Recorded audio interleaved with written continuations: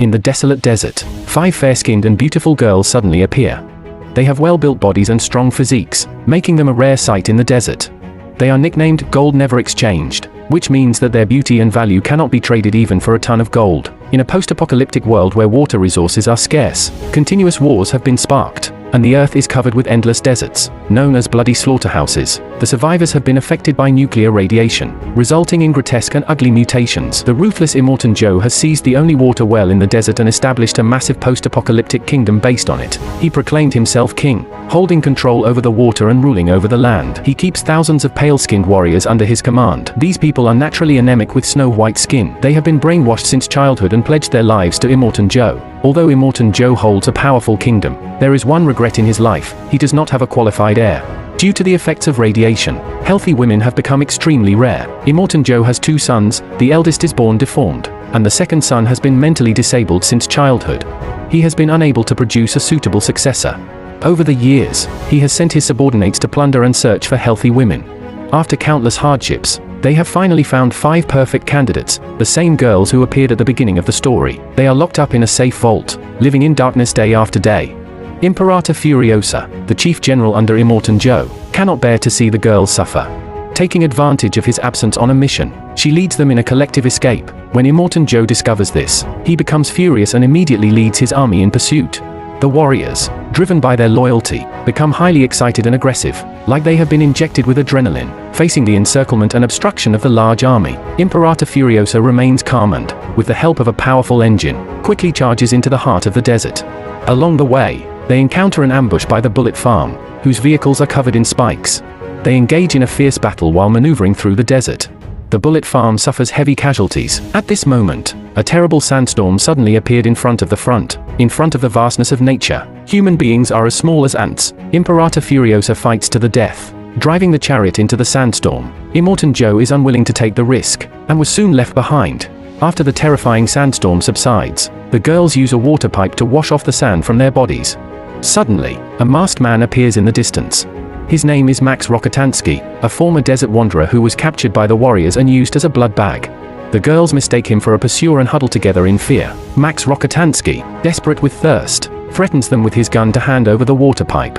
Taking advantage of his distraction, Imperator Furiosa launches a surprise attack.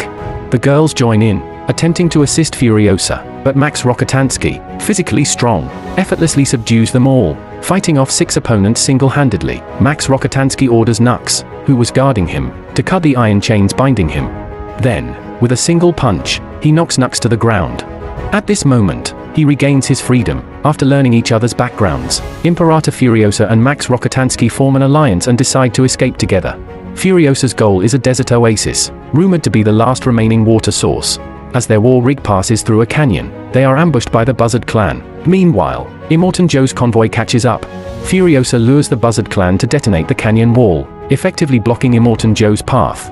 The large number of vehicles becomes immobilized, and an enraged Immortan Joe drives his monster truck over the debris, continuing the pursuit. The 2 sides engage in a fierce chase, with Furiosa and the others hanging by a thread. In a critical moment, one of the girls suddenly opens the car door, exposing herself. She is carrying Immortan Joe's child in her womb. Immortan Joe dares not take reckless action and obediently follows behind. A massive boulder appears ahead, and Furiosa quickly swerves, but the girl hanging outside the car fails to duck in time. The car door slams into the boulder, but luckily, she escapes unharmed. Having already taken refuge inside the central part of the vehicle, she grabs onto the door, about to enter, when it suddenly breaks apart. There is a scream, and the girl is thrown out of the vehicle. In order to protect his wife and child, Immortan Joe crashes his car into the rock wall. However, despite his efforts, the girl is severely injured. Immortan Joe holds the girl, who is barely clinging to life, and roars in anger.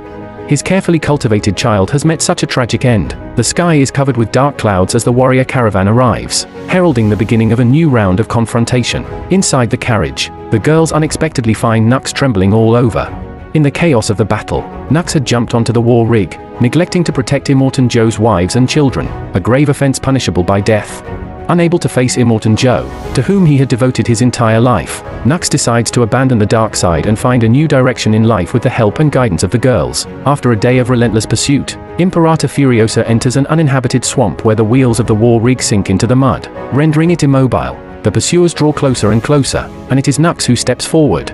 He secures a chain to a dead tree, using it as a means to start the war rig by pulling it out of the mire. The heavy vehicle almost uproots the tree in the process but manages to escape the mud, allowing the group to continue their journey. The sights along the way are terrifying as survivors in the swamp have mutated, growing long limbs that resemble giant spiders. After a thrilling and perilous night, Imperator Furiosa finally reaches an oasis where a group of older women warmly welcomes her. However, the oasis has been engulfed by the vast desert due to the intensifying drought. Crestfallen, Furiosa falls to her knees, realizing that despite her long escape, she has ultimately failed to escape the cannibalistic desert. In order to survive, Max Rokitansky suggests returning the way they came. With Immortan Joe leading his warriors to recapture the girls, the path to the Citadel, the Kingdom of the Wasteland, is left unguarded. They seize this opportunity to infiltrate and conquer the Citadel as their only means of survival. The group prepares their equipment and sets off once again.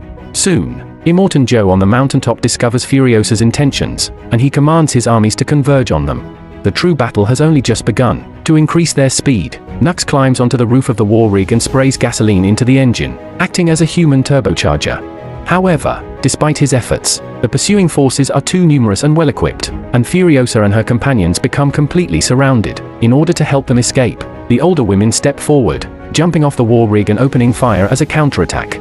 But in the face of the steel torrent, they are quickly overwhelmed and crushed. Cunning warriors descend from above using various tools, and the two girls are captured mercilessly. As the saying goes, capture the leader, and the rest will follow.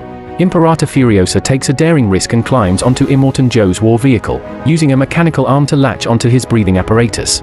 The arm gets caught in the wheels, and unable to free himself in time, Immortan Joe is torn apart, losing half of his body in the process. With the king now dead, the pursuing forces remain undeterred. To protect everyone, Nux forcefully steers the war rig and sacrifices himself, detonating a passageway that was the only route for the pursuers. Furiosa rushes back to the Citadel, facing the remaining guards. She hurls Immortan Joe's lifeless body at them, symbolizing the end of his reign. The refugees, who had long been fed up with Immortan Joe's rule, enthusiastically rally behind Furiosa as the new leader. A deluge of water pours down from the sky, and Furiosa is determined to create a new oasis. Max Rokitansky, who completed his mission of escorting Furiosa, silently fades into the crowd and departs. As a desert wanderer, he embarks once again on a nomadic journey. This movie is a highly rated adventure action movie, Mad Max, Fury Road. It is a hardcore film that may appeal to those interested. I am Film Lover, so if you enjoy my film reviews, feel free to subscribe. See you next time.